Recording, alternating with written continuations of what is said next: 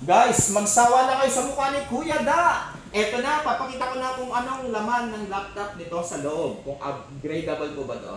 Para sa hindi nakanood ng aming full review nito, panoorin niyo para malaman niyo kung anong specs niya. Pero papakita ko na yung kanyang model.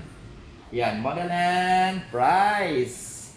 Ngayon, alamin natin kung upgradable po ba to. Yung RAM, SSD, HDD.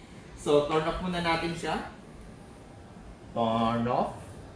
Be sure na bago kayo magbukas ng laptop is properly turn off na po siya. And i-click natin. Also, use the proper tools like this one, this one, this one. Yes. Pero na-ready ko na po siya na para buksan para hindi na kayo mainip sa akin kakanood. Hindi na kayo maghintay ng matagal. Bubuksan ko na po yung cover niya. Eto. Yan po. Tingnan po natin yung kanyang full view ng kanyang internal. Kung makikita po natin yung kanyang specs, yung kanyang internal is upgradable nga po ba yung kanyang SSD? The question is yes. The answer is yes. Ito yung kanyang SSD port. Yan. Ito yung 512 Samsung with 512. Upgradable po yan ng hanggang 1 TB SSD. Also, 8 GB po 'di ba yung RAM nito? Good thing is built-in po yung kanyang 8 GB RAM. So it means meron tayong another slot for the another 8 GB RAM.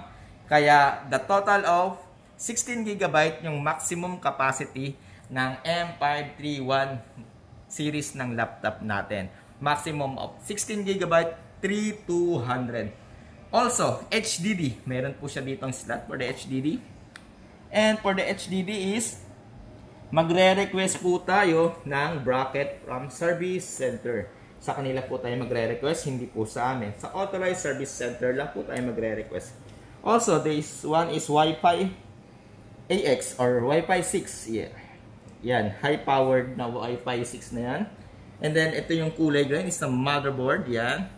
And then, the processor na AMD Ryzen with the heat pipe. And then, cooling ventilation. Saka yung I/O niya for the USB. And also the battery with the 11.52 volts with the 42,000 working watt per hour. Ayun lang yan. Nadubulon na ako guys. Medyo pagod na si Kuya Da. Inaantok na rin si Kuya Josh. So far, magpapaalam muna tayo at alam na natin kung ano yung laman nito. Upgradable ba siya o hindi. Huwag na kayo mag-comment. Bumili na kayo.